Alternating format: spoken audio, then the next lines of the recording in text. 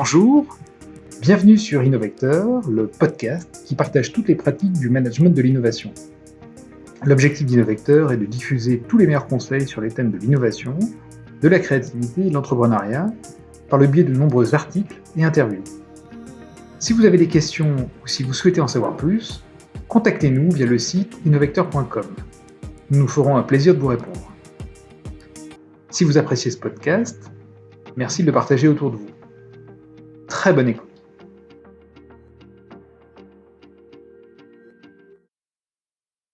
Bonjour Lucienne. Bonjour. Alors aujourd'hui, on a la chance d'accueillir Lucienne Roux, qui est responsable de la communication et de la médiation scientifique au Jardin botanique alpin Floralp. Alors ce jardin botanique se trouve en Suisse, dans le canton du Valais, et plus précisément à Champey, donc un petit village dans la montagne. Et elle a cette activité depuis mars 2019, donc depuis un petit peu plus de 3 ans, presque 4 d'ailleurs. Et dans le cadre de ces activités, Lucienne a organisé en mai 2022 un événement tout à fait particulier dont on va parler, le Flore Lab. Et si je devais le présenter en quelques mots, en fait, ce serait pour le qualifier de marathon créatif. Dont l'objectif est de mettre à la disposition des visiteurs des nouveaux dispositifs de découverte du jardin. Voilà ma façon à moi de résumer un petit peu cet événement. Et c'est évidemment de ce sujet que l'on va discuter. Et ce que je propose, Lucienne, c'est que on parle de toi, on parle du jardin botanique, et puis surtout qu'on parle évidemment de l'événement Floralp, pour comprendre un petit peu comment il s'est déroulé et puis s'il a tenu toutes ses promesses. Est-ce que ça te convient ? C'est parfait. Super.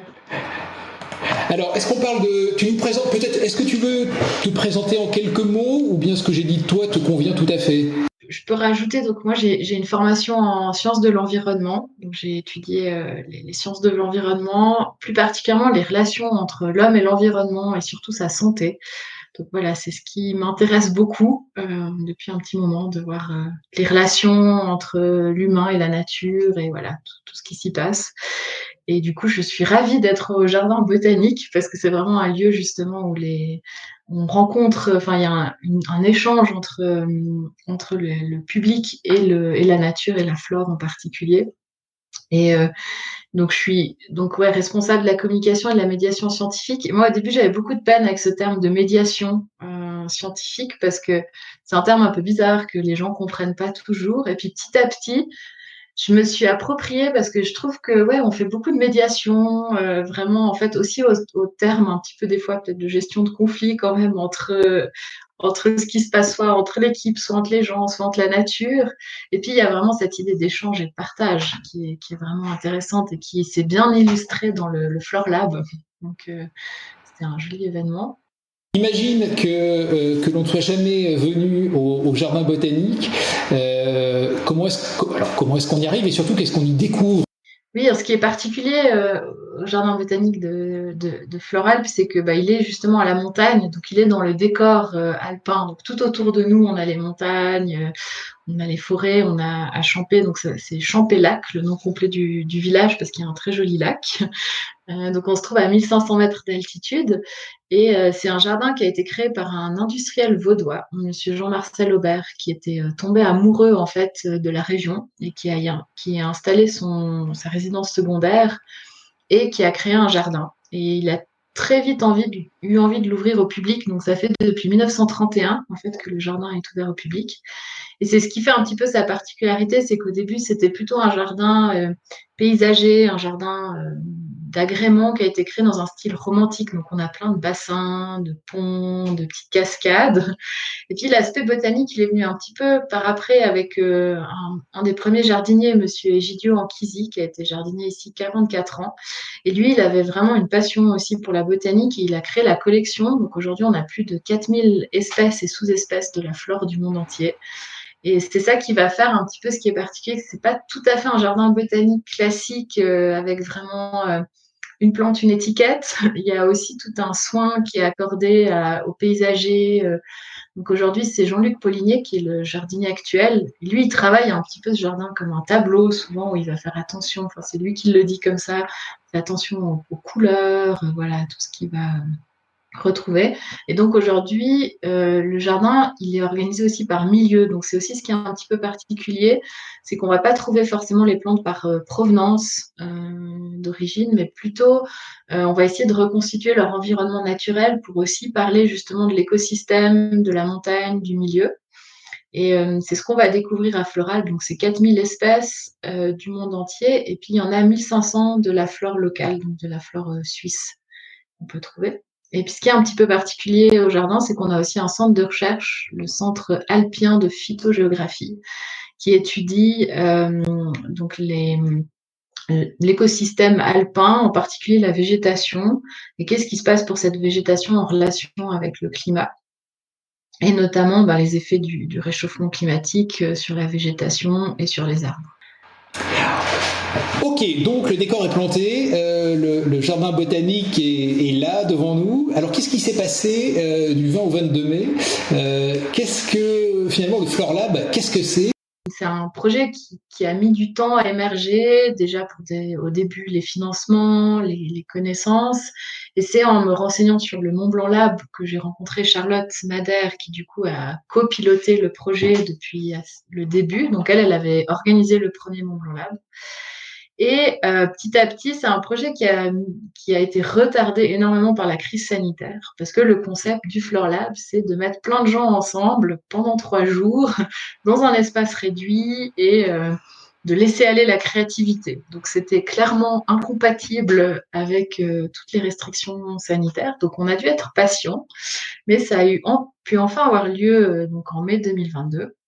Et notre idée derrière, c'était vraiment de réfléchir à de nouvelles façons de mettre en valeur le jardin, donc les collections du jardin et les connaissances du centre de recherche. Parce qu'aujourd'hui, le centre de recherche, il est très reconnu dans le monde scientifique, académique, qui étudie justement les écosystèmes alpins et la biogéographie. Mais les visiteurs qui viennent au jardin, ils savent pas forcément qu'on a un centre de recherche. Au jardin, on a une petite équipe, donc on a un directeur, il y a le jardinier et une horticultrice et moi. Mais en fait, on fonctionne aussi quand même beaucoup ensemble, où on va pas mal partager. Donc il y a un petit peu cette idée aussi d'intelligence collective déjà, parce qu'on fait des séances, tout le monde, le jardinier va donner aussi son avis sur la communication. Enfin, donc c'est un peu une façon de faire. Et puis on est aussi une petite équipe. Donc d'un côté, on a parfois de la flexibilité, on peut aller vite, mais en même temps, on n'est que 4. Donc on avait aussi envie de profiter pendant 3 jours, d'avoir plein de gens qui viendraient nous aider à réfléchir et à amener des idées. Peut-être aussi, on avait cette envie aussi qu'il y ait des choses nouvelles qui émergent, des idées un peu folles, que peut-être nous, on n'ose pas parce qu'on est dans notre quotidien. Et donc c'est comme ça que le Flore Lab est né. Et du coup, vraiment, c'était des défis qui étaient donnés aux participants et ils devaient, à partir de ces défis, créer des nouveaux, alors on va dire, prototypes de médiation. Alors dans le détail, pour ceux qui n'ont pas vécu soit une expérience muséomix, soit cette expérience-là tout à fait particulière, alors quand on parle d'un grand nombre de personnes, c'était combien dans ce cas-là? Donc au final, on a été pendant les 3 jours au maximum 49 personnes. Donc ça, c'est tout le monde compris, donc avec l'équipe de Floralp et les bénévoles. On a eu 20 participants, donc vraiment les gens qui étaient dans des équipes, c'était 20 personnes. On avait des facilitateurs, 4 facilitateurs, et ensuite une équipe technique qui était là pour appuyer les participants. Donc 20 participants répartis en 4, 5 équipes? En 4 équipes. Et sur quelle thématique alors? Puisque tu as parlé de défis, c'est lesquels qui ont finalement été retenus alors? Et sur lesquels les équipes ont travaillé? Donc en fait, pour faire ces défis, on a travaillé en amont aussi avec des partenaires du jardin. Ça, c'était important pour nous qu'on réfléchisse quelles sont les problématiques qui nous intéressent. Donc on avait fait un workshop et nous, on avait défini donc avec Charlotte et l'équipe du jardin. Au début, on en avait, je crois, 9 ou 10 défis. Ils ont déjà été réduits à 6 par le workshop. Et donc, les 4 défis qui sont restés, il y avait une première problématique qui était se perdre au jardin. Et ça, c'est un défi qui est récurrent, je pense, dans tous les musées, les jardins botaniques. C'est l'action de la signalétique, de comment en fait, amener le visiteur vers ce qu'on a envie de lui faire voir, comment les gens déambulent. Et puis, on n'avait pas envie d'appeler ça signalétique, parce qu'au départ, quand on a fait le workshop, on l'avait appelé un petit peu signalétique. Mais en fait, moi, j'avais mis un peu, créer des plans, comment orienter le visiteur. Et tous les experts ont dit, mais en fait, le but au jardin, c'est de se perdre. Donc, on avait un peu cette question de voir est-ce que vraiment on veut orienter les gens ou pas. Donc, c'est pour ça que ça s'appelait se perdre au jardin. On avait un autre défi. Le deuxième défi, c'était le jardin dans tous les sens.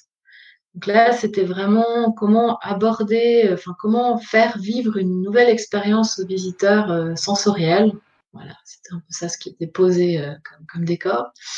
Ensuite, on avait un troisième défi qui là était vraiment lié au centre de recherche. Donc c'était science dessus-dessous.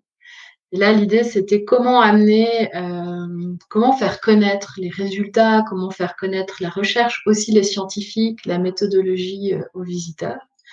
Et le dernier défi, c'était le défi hors les murs, qu'on avait rebaptisé Échappée belle. Là, l'idée, c'était de replacer un peu le jardin sur le territoire. Comment aussi faire connaître le jardin au-delà de ses murs, sur le territoire de Champé. Ok, donc si je comprends bien, vous aviez en amont défini des thématiques, c'est-à-dire des sujets sur lesquels vous vouliez que les équipes réfléchissent. Ensuite, donc ces équipes arrivent sur le jardin et donc s'approprient certains de ces sujets pour aboutir quelques jours plus tard, 3 jours plus tard, à des dispositifs qui sont présentés aux visiteurs. Est-ce que tu peux nous faire un petit peu une description de ces 3 jours et aussi comment toi tu l'as vécu entre l'arrivée donc des participants donc le vendredi, la réflexion notamment le samedi et puis la rencontre avec le public le dimanche. Est-ce que tu peux un petit peu nous expliquer comment ça s'est passé et quelle a été aussi votre énergie et la tienne pendant ces 3 jours? Oui, alors c'est chouette, ça me fait plaisir de me replonger là-dedans. Alors ça a été au départ, juste avant l'arrivée, donc l'équipe un peu plus facilitation est arrivée quand même un jour avant. Là, on était dans beaucoup de stress parce que d'un point de vue logistique, c'est sacrée organisation. Mais à partir du moment où l'équipe est arrivée au jardin et qu'on a vraiment commencé, pour moi, ça a été vraiment j'avais un peu, c'était assez spécial parce que ça faisait tellement longtemps qu'on attendait que cet événement ait lieu. Moi, j'avais de la peine à y croire, en fait. Je me disais, c'est pas possible, on est vraiment en train de vivre ça, ça y est. Et je me sentais émerveillée. Moi, j'ai passé 3 jours à être vraiment émerveillée parce que j'en ai tellement eu envie de cet événement, mais en même temps, ça a été vraiment pas facile à organiser, je dois dire. Il y a eu beaucoup des fois de freins, c'était long, fallait un peu se battre, quoi. Fallait le porter, ce projet. Et d'un coup, ça a commencé. Donc, j'avais de la peine à y croire, mais j'étais tellement, ça m'a, ce côté émerveillé et de voir ce qui se passait. Et moi, comme je disais avant, je suis fascinée de voir ce qui se passe quand on met des gens d'horizons différents. On a vraiment eu dans les participants, la plus jeune participante avait 19 ans et la plus âgée 62. Donc, on a eu un panel aussi de gens déjà entre générations très différentes, d'horizons très différents. On avait des gens qui connaissaient le jardin, mais qui n'avaient jamais participé à un muséomix ou à un autre événement, à un hackathon, quelque chose de ce type-là. Et par contre, d'autres gens qui connaissaient bien cette façon de fonctionner, mais qui ne connaissent pas du tout le jardin. Et d'un coup, de voir tous ces gens réunis dans le jardin, c'était vraiment satisfaisant. Et moi, ça m'a rempli d'énergie et de motivation. Et aussi, j'ai l'impression que le jardin, il vivait, il était rempli. Surtout pour travailler, il y avait des espaces qui étaient créés à l'extérieur dans le jardin, mais aussi dans le grand chalet. Donc, on a au jardin un grand chalet qui est loué. Donc, on peut y passer une nuit. Enfin, les touristes, le public peuvent y passer une nuit. Puis là, on l'a vraiment investi. Et moi, c'était toujours un bonheur de rentrer dans ce chalet et de voir tous ces gens qui travaillaient, cette émulation, voir cette énergie. Et il y avait des affaires partout. Enfin, c'était vraiment rempli de choses. Et ça, c'était vraiment... moi, ça me remplissait de joie de voir que ça vivait. vraiment que ça vivait beaucoup. Et donc, le premier jour, on sentait les gens aussi un petit peu hésitants quand même. Enfin, c'est un lieu, voilà, c'est le jardin botanique, on va pas trop toucher, on va pas. Et au fur et à mesure, les gens se sont vraiment appropriés l'endroit. Et ça, c'était moi, j'ai beaucoup aimé cette partie-là. Et puis, bon, on avait une super équipe facilitation, je vais quand même le dire. J'en profite parce que pour moi, c'était très important d'avoir ce côté-là, d'avoir des gens qui ont l'habitude de faire ça, qui savent comment mener un groupe.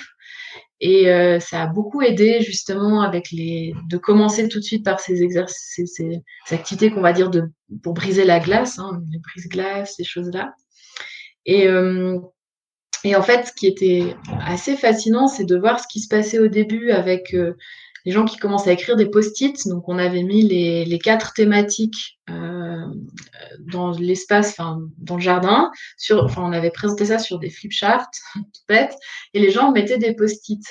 Et ça part un peu dans tous les sens, mais déjà, juste ça, moi, je me disais, oh, mais ces post-it, on va les garder précieusement parce qu'il y a déjà 1000 idées qu'on pourrait faire qui sont super. Donc déjà ça, je me suis dit magnifique.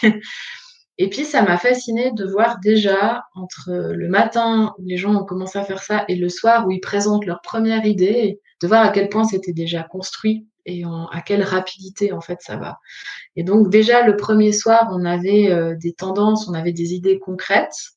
Et puis ça a continué comme ça en allant vraiment donc le, le deuxième jour où là ça devient plus concret avec la réalisation On peut peut-être parler effectivement du deuxième jour, puisque le premier c'était assez, finalement, si on résume, assez conceptuel, avec un travail de réflexion sur les thématiques, sur les enjeux, sur les défis et puis comment les réaliser. Et le deuxième jour, on était un petit peu plus dans la réalisation. Peut-être que ça vaut le coup que tu nous parles des ateliers de réalisation qui ont été installés. Il y a eu un atelier de menuiserie, il y a eu un atelier aussi un petit peu plus technique, électronique, informatique. Il y a peut-être eu d'autres choses d'ailleurs auxquelles je ne pense pas. Je sais qu'il y a eu du matériel du jardin qui a été mis à disposition. Est-ce que tu peux nous parler aussi de cette partie un peu plus concrète, opérationnelle de réalisation ? Oui, alors ça c'était un des grands défis quand on préparait aussi parce que comme on l'a dit avant, on est à la montagne, donc on est dans un petit village, donc il faut, on peut pas on n'a pas à côté des grands centres brico-loisirs et autres, donc il fallait réfléchir ou de la technologie, on peut pas vite aller chez l'imprimeur à côté ou voilà, il fallait réfléchir à l'avance. Donc on a un Fab Lab qui est monté, enfin des gens qui sont arrivés avec plein de matériel informatique, des imprimantes 3D, une imprimante qui pyrographe directement sur du bois. Enfin voilà, il y a eu vraiment du matériel en nombre. Moi, quand je les ai vus débarquer, je dis mais ils nous ramènent, enfin vraiment les imprimantes, les ordis, très techniques. Et puis on avait aussi quelqu'un qui est venu pour la menuiserie, donc un menuisier avec du matériel, puis qui avait installé donc dans une partie en haut du jardin, le bois pour son atelier. Et puis effectivement, ça c'est super, un des résultats peut-être du lab, c'est qu'on a fait un grand tri du matériel qu'on avait au jardin, on a fait des listes de matériel, on a rangé notre cave, on a découvert plein de trésors. Donc ça, on avait aussi préparé parce que le but, c'était d'utiliser au maximum ce qu'on avait sur place et d'avoir besoin le moins possible d'amener du matériel et d'acheter. Mais bien sûr qu'il y a quand même une petite partie de choses qu'on n'a pas prévues. Donc, concrètement, le deuxième jour, le matin, les équipes, elles avaient comme instruction que d'ici 11 heures, elles devaient avoir fait leur liste de matériel et leur liste de courses. Bien sûr, ça a traîné un petit peu plus que 11 heures, mais moi, ça m'a surpris en bien. Les listes de courses étaient très petites. Donc, en fait, les équipes ont vraiment fait au maximum avec ce qu'il y avait sur place. Et avant, j'ai dit qu'on avait amené beaucoup de matériel, mais il n'y avait pas non plus tout, hein. Donc c'est quand même chapeau. Et même, il y a beaucoup de choses qui ont été amenées dans le matériel informatique qui n'ont pas du tout été utilisées. Et ça, c'était un peu aussi un des enseignements ou un des bilans, c'est que finalement, le lieu a plus inspiré les gens à utiliser plutôt ce qu'on va dire du low-tech, ou enfin ce qu'il y avait sur place, et à pas forcément partir dans dans des solutions très techniques. Il faut aussi dire, ça on l'a pas encore dit, mais il a fait un temps magnifique pendant les 3 jours. Donc on était tout le temps dehors, tout le temps dans le jardin. Je pense que s'il avait plu, puis que les gens avaient été plus dedans, il y aurait eu d'autres solutions qui auraient émergé et peut-être plus techniques. Là, c'est un peu différent. Et donc en fait, à midi, les équipes avaient justement fait leur liste de courses et elles ont commencé justement à réaliser les prototypes avec ce qu'il y avait déjà sur place. Parce que quand on dit prototype, c'est vraiment prototype, hein. Donc le dimanche, il faut que les visiteurs qui viennent, ils puissent expérimenter les idées. Donc si on veut, par exemple, tout simplement mettre un nouveau panneau, ben, il faut que le panneau il soit en place le dimanche. Il ne faut pas juste qu'on dise aux gens, ah ben là, il y aura un panneau dans 3 mois. Le panneau, il est là.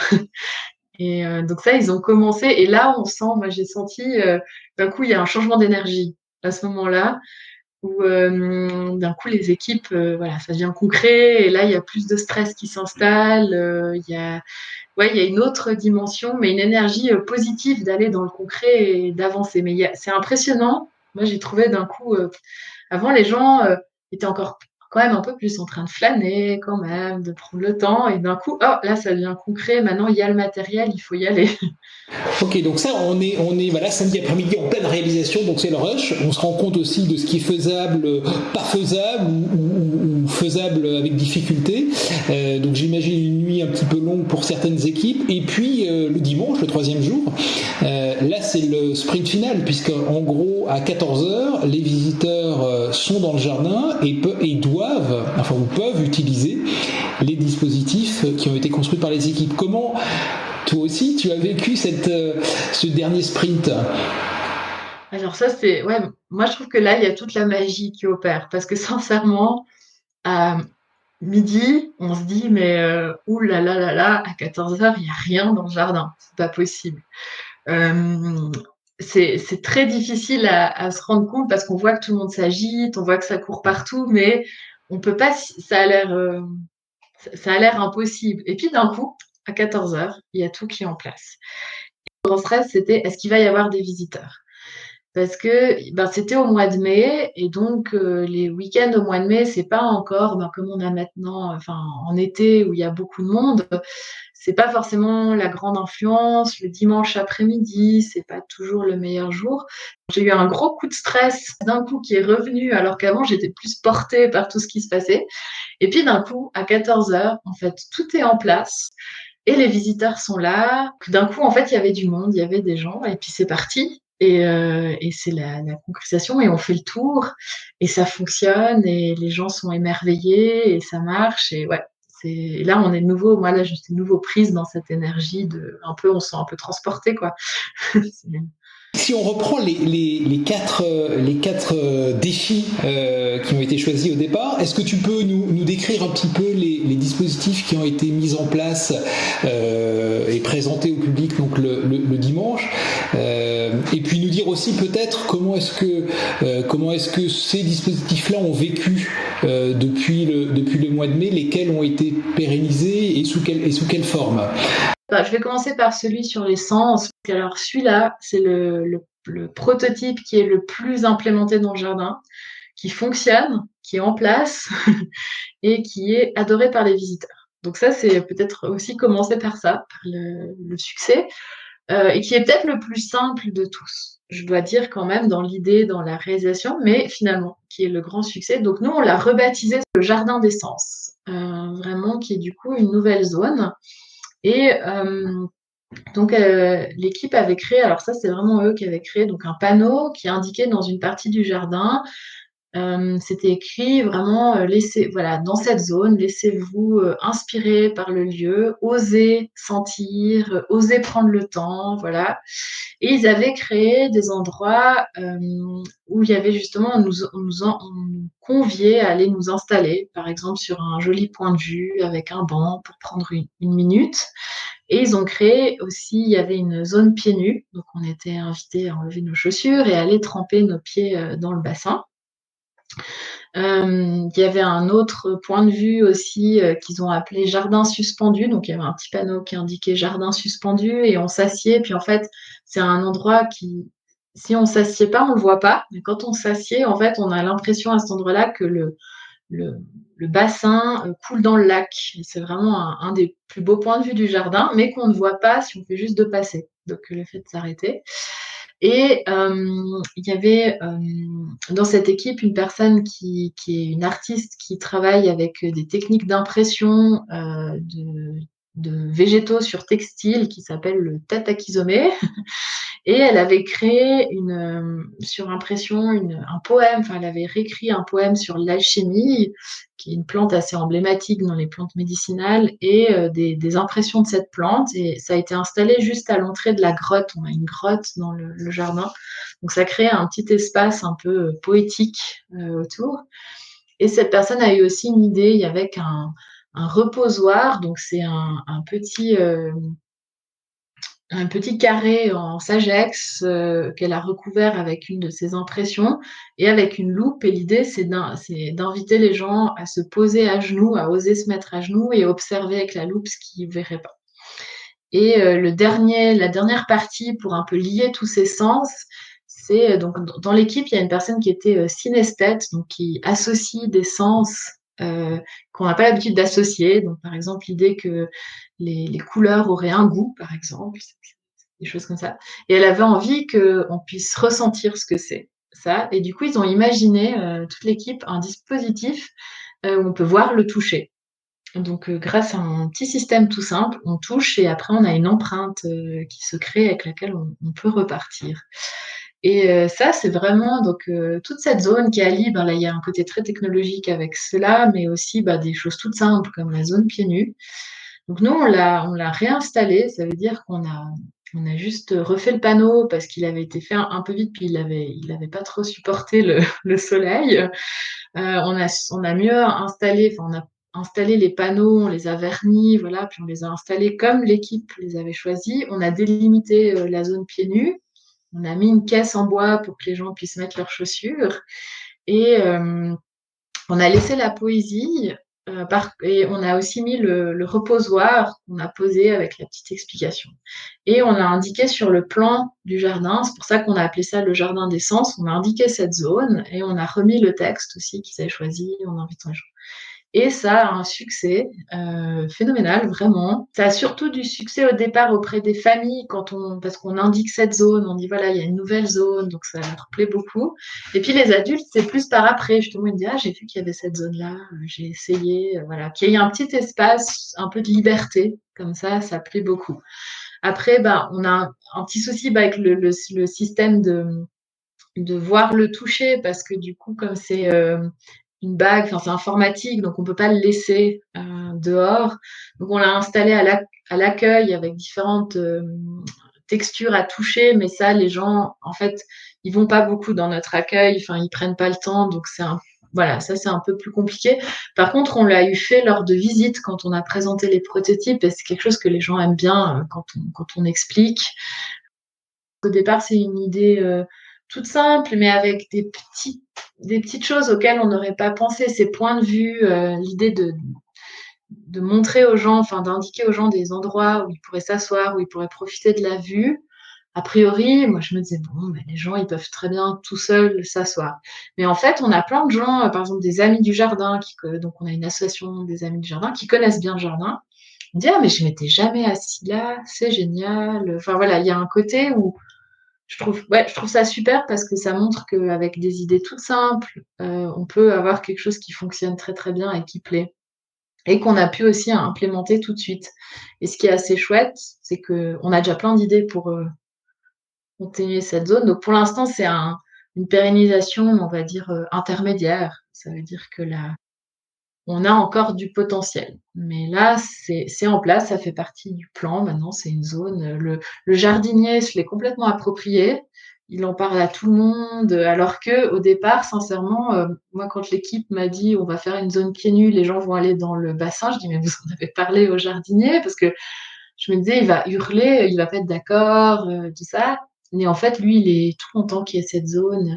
Voilà. Donc ça, c'est aussi chouette. Donc ça, c'est un très bel exemple, en tout cas, de réussite et d'un dispositif qui a été apporté par des extérieurs et puis qui se maintient. Quels sont les autres dispositifs qui ont été proposés et qui sont également alors en place ou en attente de pérennisation? Le deuxième, c'est ceux qui ont fait le défi Se perdre au jardin et qu'ils ont rebaptisé à la fin Micro-dérive. Donc ça, c'est leur projet. Et moi, j'adore leur idée, leur raisonnement, parce qu'en fait, ils se sont dit, on pourrait se perdre, on pourrait partir sur la signalétique, se perdre dans le jardin qui fait 1 hectare. En fait, nous, on a envie de se perdre dans une rocaille. On a envie de se perdre dans un tout petit espace. D'où le terme de micro-dérive qu'ils ont eu envie. Et ils ont eu l'idée, en fait, d'installer des jumelles qui feraient croire qu'on a des jumelles pour regarder la vue en face, en fait, les montagnes ou le lac. En fait, quand on regarde dedans, au lieu de voir en face, on voit une image d'une boîte en bois et c'est écrit Trouvez-moi. Et si en fait après on cherche la boîte, on la trouve à côté d'une rocaille. Et dans cette boîte, on a une petite brochure qui nous invite à nous perdre en fait dans cette rocaille et à explorer cette rocaille. Donc on a une loupe qui est fournie. Et en particulier, ça nous invite à réfléchir, à connaître en fait les plantes de cette rocaille. Il y a une plante en particulier qui a un saxifrage, qui est une plante qui pousse sur un rocher et qui régule sa température en évaporant de l'eau en particulier. Et puis, on peut vraiment voir les différences de température entre elle et le rocher. Donc, c'est fourni avec un petit thermomètre infrarouge et on peut pointer pour voir les différentes températures et comment la végétation fait pour s'adapter en fait à ce microclimat alpin. Et il y a une partie supplémentaire où en fait on peut participer à une étude au jardin où en fait on peut relever la température dans la plante. Donc il y a une petite cible qui est mise autour de la plante pour qu'on relève à chaque endroit. On inscrit notre température et puis à la fin, ça donne qu'en fait il y aura des températures qui ont été prises sur toute la saison et on peut à partir de ça faire des études pour voir est-ce qu'il y a des changements. Voilà. C'est un prototype qui plaît énormément déjà dans l'idée, dans le concept. Quand on le raconte, quand on fait des visites, cette idée d'arnaque, de faire croire aux visiteurs, on va vous montrer la vue, puis en fait, on envoie. Ça, c'est très bien pensé, très bien joué. Le seul souci qu'on a, c'est que on peut pas mettre des vraies jumelles. C'est compliqué à réaliser. Donc, le dimanche du Fleur Lab, de la présentation, c'était en carton. Bien entendu, ça tient pas la pluie. Donc, on a dû changer. Et puis là, on a un petit souci parce que donc on s'est dit tiens, on va essayer avec des jumelles pour enfants parce que ça coûte moins cher. Et puis ça fonctionne pas très bien pour l'instant parce qu'en fait ça fait comme une boîte. Donc en fait les gens ne comprennent pas bien ce qu'ils sont en train de faire. Mais par contre, ce qui est intéressant de voir, c'est à quel point ça fonctionne dans l'idée parce que tout le monde regarde dans ce truc. Donc si on y arrive à avoir quelque chose avec vraiment, on imagine peut-être des jumelles en bois. Voilà, si on arrive à vraiment faire cet effet où les gens auraient l'impression de regarder dans une longue vue, je pense que ça pourrait bien fonctionner. Mais pour l'instant, d'une façon technique, on n'a pas réussi à faire quelque chose de simple rapidement. Donc ça, c'est un dispositif qui, pour l'instant, seul fonctionne pas bien. Par contre, quand on a fait des visites, quand on présente le projet, qu'on se fait visiter avec les gens, qu'on explique, qu'ensuite on accompagne, ça marche super bien. Les gens, ils trouvent ça super, ils sont très intéressés. Et donc voilà, c'est un prototype qui va demander encore un petit peu d'élaboration pour pouvoir fonctionner tout seul. Et puis après, le troisième prototype dans le jardin, c'est le prototype donc, de Science Dessus-Dessous. Et eux, ils ont choisi de travailler sur une expérience qui est faite par le centre de recherche depuis 1993. C'est une expérience qui s'appelle ITEX, les chambres ITEX. Donc en fait, les chercheurs du centre de recherche, depuis 1993, ils placent chaque printemps dans le Val d'Arpette, qui est la vallée qui est juste à côté du jardin, donc en plus haute altitude, ils placent ce qu'ils appellent des chambres ITEX. Donc c'est une sorte d'hexagone en plexiglas qu'on pose en fait autour des plantes pour simuler un réchauffement. Donc ça veut dire qu'à cause du plexiglas, il fait en moyenne 2 degrés de plus pour les plantes qui sont à l'intérieur de cette chambre en plexiglas. Et en fait, ils posent ça au printemps et ils vont les enlever à l'automne. Et ils font des relevés de végétation. Et ça permet de voir qu'est-ce qui se passe avec un réchauffement moyen de 2 degrés en plus pour la végétation alpine. Et il y a notamment une photo qui a été montrée dans le prototype où on voit justement un saule. Donc, les saules, nous on a l'image du saule pleureur, qui est un grand, grand arbre, mais en montagne, les saules, ils sont tout petits, ils sont souvent au ras du sol. Et là, à l'automne, le saule qui est dans la chambre, lui, il dépasse de la chambre, donc il fait à peu près 50 centimètres, alors que tout autour, il n'y a pas un seul saule qui dépasse le sol. Donc ça montre que voilà, la végétation, certaines plantes profitent de ça ou pas.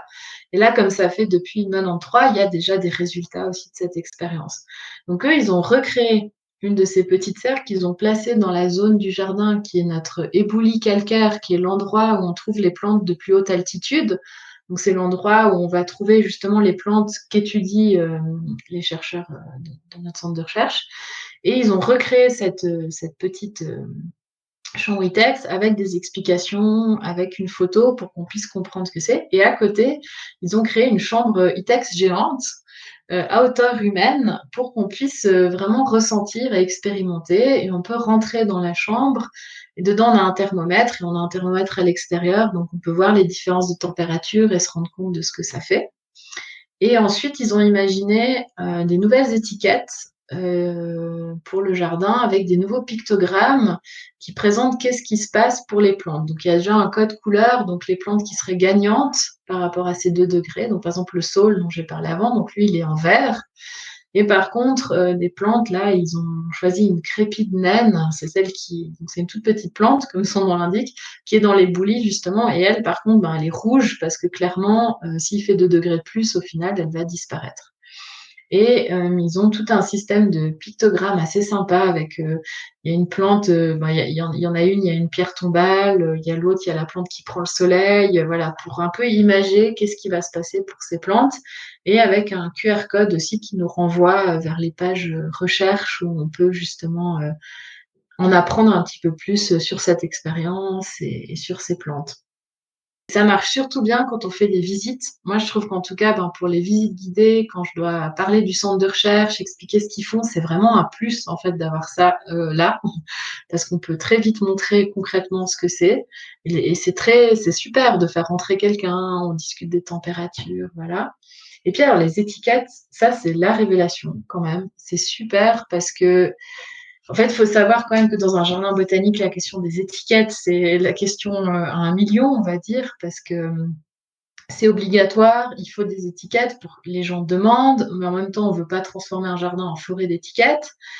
Il y a des standards avec des étiquettes en métal qui sont les étiquettes du coup qui vont rester, mais d'une fois qu'elles sont faites, on ne va pas les changer.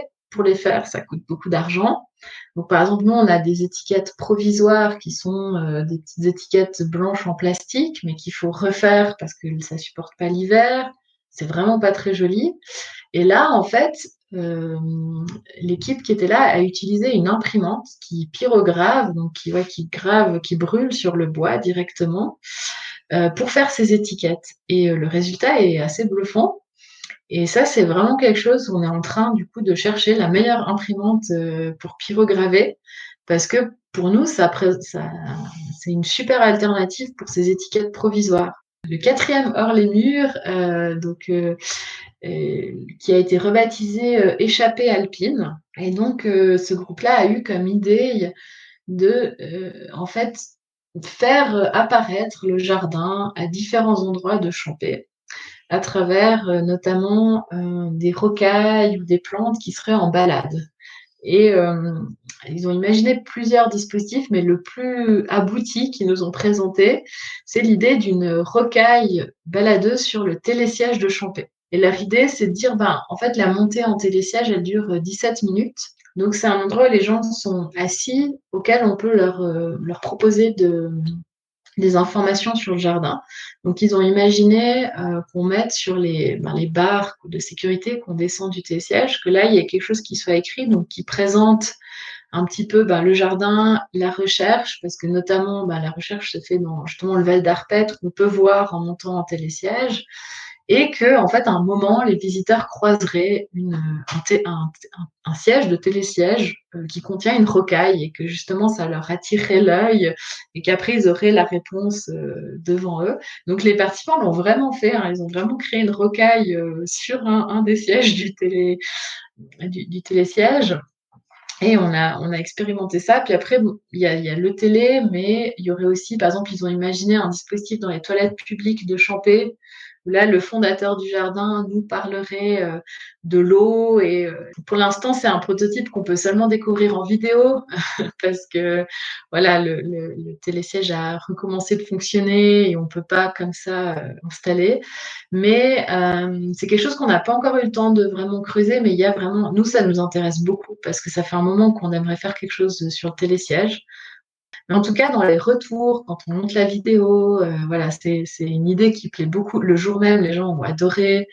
Euh, c'est un prototype qui peut pas être en place maintenant, mais qui a, à mon avis, un avenir, un moment ou un autre. Ok, donc là tu nous as quand même plutôt présenté les succès, ou en tout cas ce qui s'est bien passé et les idées que ça a généré. Donc 4 projets, au départ tu parlais de 6 équipes, et finalement tu te posais la question de savoir si c'était une réussite ou pas d'avoir eu peut-être moins de participants que prévu, mais peut-être pour des projets de meilleure qualité. Sur ce point-là, comment est-ce que tu vois les choses ? Oui, alors dans les difficultés, c'est vrai que le recrutement des participants, ça n'a pas été facile. C'était un point qui était compliqué parce qu'on était encore aussi dans des périodes de grande incertitude liées à la crise sanitaire, donc on ne savait pas trop combien on pourrait prendre de personnes. Mais avec le recul, vu la taille du jardin, les espaces de travail, en plus nous on a eu de la chance, il a fait beau tout le temps, mais s'il avait plu, je ne pense pas qu'on peut avoir plus que ce qu'on a eu, vraiment pas. Et moi, je pense qu'il est important d'avoir une bonne équipe facilitation, une bonne équipe technique. Donc, il faut avoir de la place aussi pour ces personnes-là. Et en fait, il faut les compter un petit peu comme participants, entre guillemets, dans le nombre total de personnes. Et puis, finalement, moi, je vois aussi pour la suite, pour pérenniser tout ça, c'est plus simple d'avoir peut-être moins de projets, mais qui soient déjà pas mal aboutis et qu'on puisse aller plus loin. Toi qui as organisé, qui était à la tête depuis le début de ce projet, à l'initiative de ce projet, finalement, c'est quoi les facteurs de succès d'un tel événement ? Si demain tu devais en créer un autre, ou si d'autres personnes voulaient se lancer dans l'aventure, finalement, qu'est-ce qui est le plus important pour qu'il y ait une belle réussite ? Alors, moi, je pense que c'est on en rit beaucoup parce que avec Charlotte, parce que la première fois qu'elle m'a montré le déroulé, donc on s'est basé sur un déroulé d'un autre événement, moi j'ai dit mais ça va pas, c'est quoi ce fichier Excel? Donc c'est un fichier Excel, il y a quasiment tout aux 5 minutes, tout ce qui va se passer. Moi je me suis dit mais ça va pas remplir ce truc-là. Et plus on approchait de la date, plus c'est moi qui rajoutais encore des détails dedans. Et à mon avis, ça c'est une des clés du succès. C'est en fait d'être très organisé sur le déroulé, de savoir où on va, à quel moment on va, mais après d'être dans une flexibilité. Mais au départ, moi je pense que je sais pas comment ça sera intéressant, j'ai que quelques retours pour l'instant. Hein. Je suis en train de faire un questionnaire pour les participants pour avoir leur retour, mais moi j'ai l'impression que des fois sur le moment ça avait l'air complètement improvisé.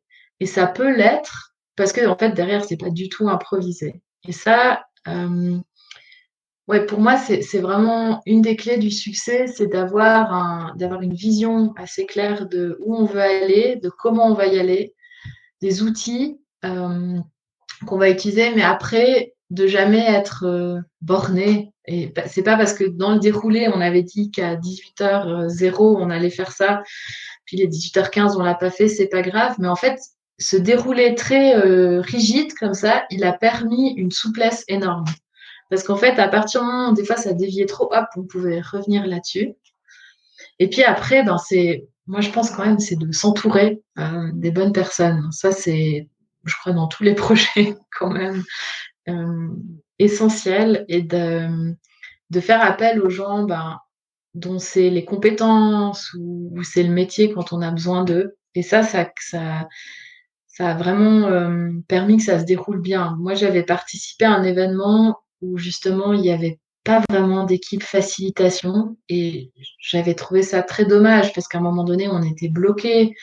Et voilà, c'est des choses comme ça. Donc, faire appel à des gens dont c'est les compétences, la facilitation, faire appel à des gens dont la compétence c'est le technique, avoir des bénévoles parce qu'on va pas pouvoir tout gérer soi-même.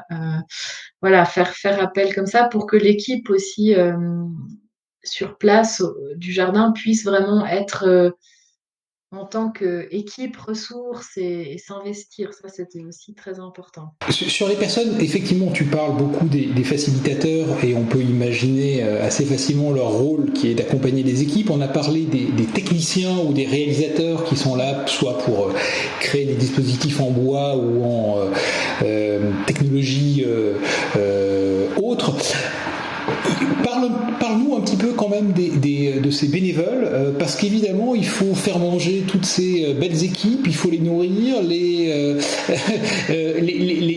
amuser, s'en occuper, les héberger. Est-ce que tu peux quand même nous faire la liste des différentes compétences qui ont été apportées et qui ont malgré tout à fait contribué au succès de l'événement en fait?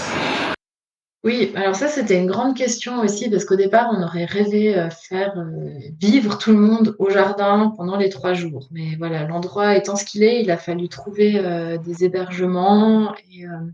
Et ça, on a eu aussi la chance, une partie de l'équipe était logée dans un hôtel avec qui on a vraiment eu un super contact, qui nous a soutenus aussi, qui était OK avec aussi les changements dernière minute. On avait un autre hébergement du coup qui est à 5 minutes du jardin, qui est une auberge, avec qui là c'était plus compliqué au début sur les côtés changements dernière minute.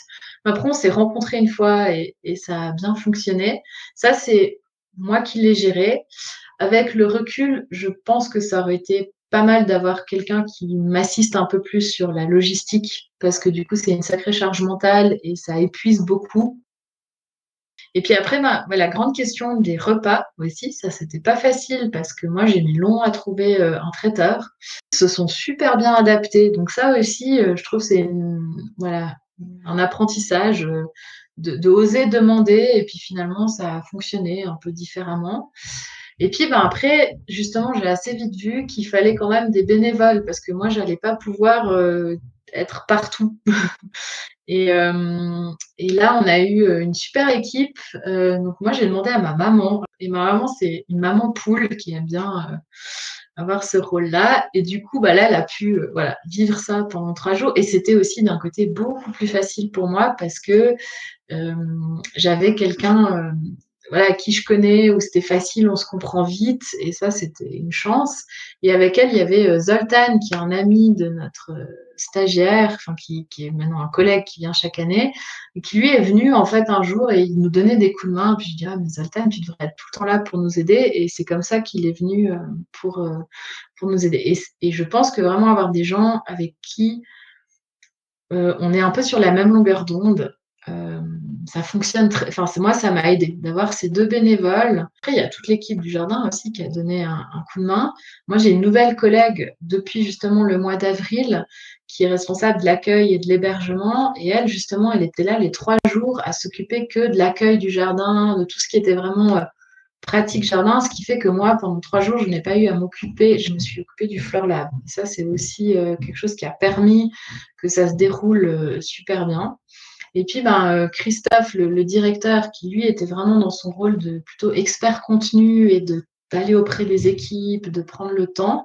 Et puis Jean-Luc, le jardinier, qui a eu un peu le rôle aussi à la fois expert contenu, mais aussi fournisseur en matériel et montrer les lieux et tout ça. Donc chacun a pu être dans ses compétences. Hakim, donc il connaît aussi, ça fait 4 ans qu'il vient chaque année comme temporaire nous aider et qui avait aussi un peu ce double rôle contenu et en même temps aider pour les petits trucs, montrer les petits endroits et tout. Donc c'est quand même un petit peu, on va dire, une forme de spécialisation en fonction des compétences qui a fait que ça a bien fonctionné, je trouve. Et ça, c'est quelque chose que moi j'ai beaucoup appris grâce à Muséomix. Et eux, ils m'ont tout de suite dit, à Muséomix, c'est celui qui fait qui a raison. Et je trouve que c'est très, très juste parce qu'en fait, dans des projets comme ça et surtout pendant l'événement, ça va vite. Et en fait, si on cherche toujours à demander: «Il faut faire comme ci, comme ça», à un moment donné, il faut faire et puis, ben, si c'était pas tout à fait ça, on rectifie et on avance comme ça. Et ça a été un peu le moteur du projet, sur ces 3 ans, on va dire, qu'il a duré. C'est, ben, on fait. Est-ce que le jardin a pu aussi en tirer des bénéfices en termes de communication? Il y a eu des images qui ont été faites, puisqu'on avait aussi un spécialiste des films qui a pu prendre des photos, qui a pu créer des petites vidéos. Est-ce que vous avez aussi réussi à utiliser cet événement-là comme élément de communication? Oui, alors on a eu aussi, dans les techniciens qui sont venus, Kevin, que moi je voulais plus laisser partir du jardin parce qu'il nous a fait des vidéos, incroyables.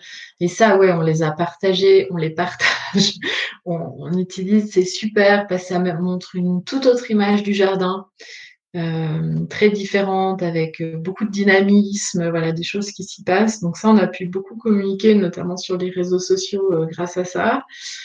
Moi, je trouve que le jardin, il a beaucoup de visibilité médiatique cette année, et je pense vraiment que le Fleur Lab est pas étranger. C'est assez dur à dire parce que c'est pas forcément on a eu peu de retours médiatiques sur le Fleur Lab lui-même. Ça, c'est vrai que c'est un truc qu'on n'a pas vraiment réussi. Pourtant, c'est pas faute d'avoir essayé à mobiliser des journalistes pour qu'ils viennent voir ce qui se passait, pour qu'ils viennent à la restitution. Vraiment ça, vraiment on a essayé, mais on n'a pas pu. Mais par contre, j'ai l'impression que ça nous a amené, voilà, les journalistes nous ont regardés différemment après. Et en fait, maintenant, on est regardés autrement, aussi auprès d'acteurs locaux, heu, comme un partenaire qui peut innover. Alors qu'avant, on était peut-être vus comme un peu, voilà, le jardin, ça fait bientôt 100 ans qu'il est là, tout ça, et qu'en fait, ça nous amène vraiment, ce dynamisme et une autre image. Ok. Est-ce qu'il y a un autre secret que tu nous dévoilerais ou bien tu penses qu'avec ces 3 points principaux, hein, si je les reprends, c'est l'organisation, on va dire, très en amont, qui permet une grande flexibilité et évidemment de s'entourer des bonnes personnes, et on a vu que c'était à la fois des gens sur scène auprès des participants, mais aussi tous ceux qui sont en arrière-scène pour permettre l'événement. Et puis aussi cette notion de communication, puisque ça permet aussi de véhiculer une autre image. Est-ce qu'il y a un autre point, alors soit un facteur de succès, soit je sais pas, un secret que tu voudrais nous donner, ou une anecdote particulière? Ouais. Je pense à quelque chose comme ça aussi qui est super, enfin qui est vraiment un résultat de ce Fleur Lab, c'est la collaboration entre les jardins botaniques. Parce que moi, j'ai assez vite discuté avec le médiateur du jardin botanique de Lausanne, et qui est quelqu'un qui a participé à plusieurs muséomix, donc il était dans cette communauté-là. Et il a trouvé ça super, donc on a organisé un muséomix chez lui, enfin au jardin, un apéromix, pardon, pour recruter des gens au jardin à Lausanne. Il est venu une journée. Dans les participants, on avait la médiatrice du jardin botanique de Neuchâtel. Et ça, c'est super parce que ça fait un moment qu'on en parle, de se retrouver ensemble, de discuter avec les médiateurs. Et là, il y a vraiment quelque chose qui est en train de se créer. Et et moi aussi, ça m'a permis d'avoir une sorte de crédibilité auprès d'eux, parce qu'il y en a plein qui m'ont dit: «Ah, mais nous, on voulait faire un muséomix, mais on s'est toujours dit que c'était trop, qu'on n'allait pas le faire». Donc d'un coup: «Ah, mais toi, tu as fait ça, comment tu as fait?» Donc ça crée vraiment quelque chose. Enfin, pour moi, un des résultats principaux, c'est tous ces partenariats, voilà, tous ces liens aussi dans les participants. Donc comme je disais, il y a une illustratrice avec qui on a rediscuté, qui serait intéressée à faire d'autres projets. Enfin voilà, il y a toutes ces compétences, ça crée vraiment un réseau. Puis après, dans les secrets, c'est un peu bateau, mais je pense d'être soi-même, en fait, de faire les choses avec qui on est. Euh, comme on le sent, c'est ça qui fonctionne. Et au final, il y a plein de fois où moi je me dis c'était pas forcément très conventionnel, ou les contacts des fois pris avec les gens, ou d'oser faire des choses. Voilà, bah, en fait ça marche quand on est soi-même, quand on triche pas, les gens ils le sentent, et du coup ça fonctionne. Voilà, c'est.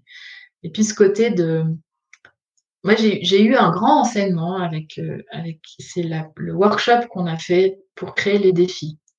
Parce que je dois dire que là, c'est quelque chose qui a été repoussé aussi plein de fois à cause de la crise sanitaire. Ensuite, du coup, Charlotte, qui devait animer cet atelier, était quasiment à son terme de grossesse, donc ne pouvait plus venir à Champé. Donc d'un coup, on n'avait plus de facilitateur. Moi, je me disais, je peux pas faciliter, je suis trop impliquée.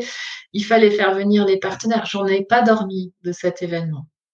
Et en fait, ça a été un après-midi magnifique. Les partenaires en parlent encore en disant mais c'était magnifique cette journée, c'était super bien organisé. Ça s'est déroulé très très bien, mais parce que déjà c'était quand même pensé. Donc de nouveau il y avait cette organisation, puis on a fait avec qui on était et ça a été super. Et depuis là, j'ai vraiment beaucoup lâché en me disant bah on prépare, on y va et on verra bien. En fait, tant qu'on Donc on le fait vraiment avec sérieux et envie, il y a quelque chose qui va sortir. Même si c'est pas du tout ce qu'on avait imaginé, il y a quelque chose de tout ça qui va être là. Donc ça, moi, c'est un peu l'enseignement, voilà, que j'en tire.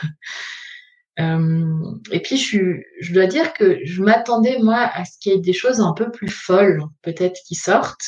Je dois dire que c'était un peu ma crainte et mon envie en même temps. Et en fait, je pense que nous, on a aussi beaucoup œuvré parce que je pense que c'était une des craintes qu'avait notre conseil de fondation, tout ça. Donc, on a aussi un peu aidé à ce que ça aille dans un sens où ça soit très pratique et qu'on puisse rapidement l'utiliser. Donc, des fois, j'ai une pointe de regret en me disant, tiens, ça aurait pu être encore plus fou. Mais en même temps, je pense que du coup, on a des choses vraiment utilisables et ça, c'est super.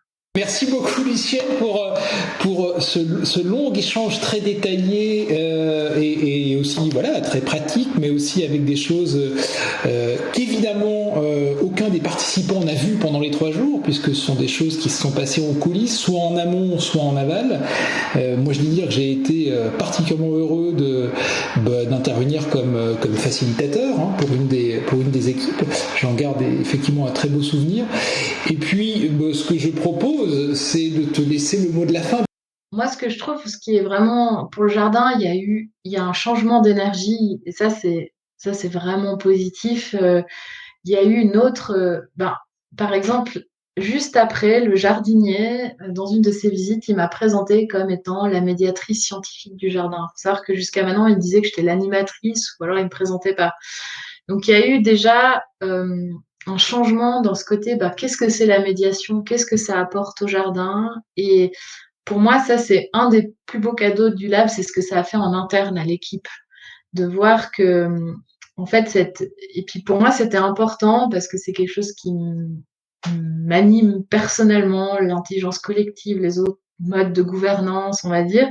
Et là, d'avoir pu l'expérimenter avec l'équipe, de voir que ça peut fonctionner, et ça a créé une autre dynamique, voilà, d'envie et puis d'oser, d'essayer. Et ça, pour le jardin, c'est vraiment, vraiment positif. Où le jardinier a compris qu'à travers tous ces prototypes, tout ça, ça mettait en valeur le jardin et c'était pas l'inverse. C'est pas qu'on venait lui mettre des trucs et lui imposer des choses qui pouvaient être partie prenante. Et ça pour tout le monde. Donc, je pense que pour le jardin, ça a été un peu le début de quelque chose d'un peu différent. Merci beaucoup Lucienne pour ce témoignage, pour tous tes conseils, et puis à bientôt. Oui, merci beaucoup. C'est fini pour aujourd'hui. Posez vos questions et parlez-nous des sujets que vous souhaitez écouter dans les prochains épisodes. Si vous voulez partager votre expérience ou si vous connaissez une personne susceptible de le faire, contactez-nous directement sur innovector.com. À bientôt et merci pour votre écoute.